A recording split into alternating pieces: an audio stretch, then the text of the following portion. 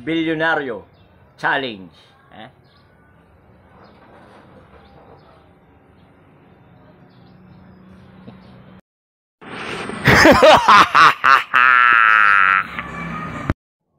Lahat ng kapitbahay ko dito sa subdivision na to, guys, sobrang yayaman. Saksakan ng yaman, guys. Oh. Pinakamababang sasakyan nila rito, guys, tigtatatlo. Puro sports car, guys. Puro sports car, guys, Yung mga big bike, mga motor, big bike, pinangkakalso lang nila yan, guys. Oh, sobrang yayaman.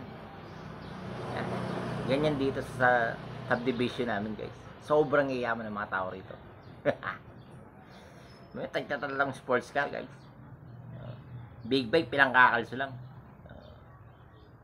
Okay. Dahil sa magpapasko yung kalampagin natin ng mga mayayaman yan, no? Challenge natin sila.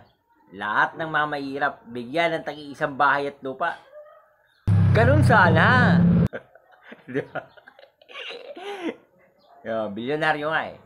At dahil sa bilyonaryo mga tao, hikayatin natin sila na mamigay ng bahay at lupa at negosyo sa ating mga kababayan.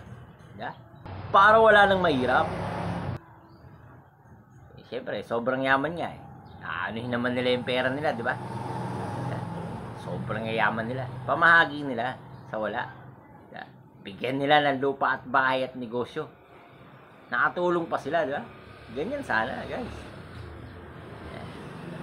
At yan ang Bilyonaryo Challenge.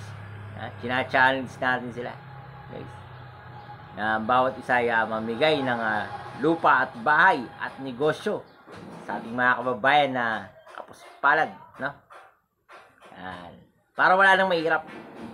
Lahat mayaman. Yan ang dapat. Wala na naghihirap, di ba? Yan sana.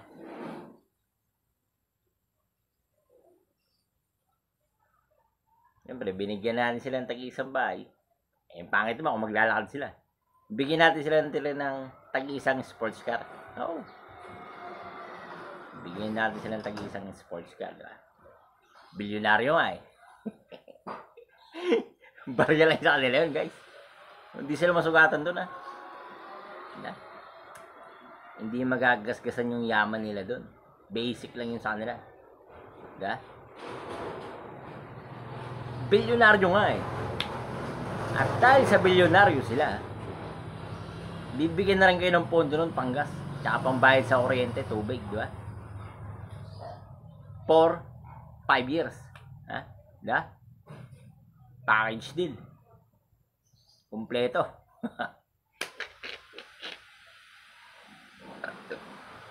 Ganyan dito sa subdivision namin, guys.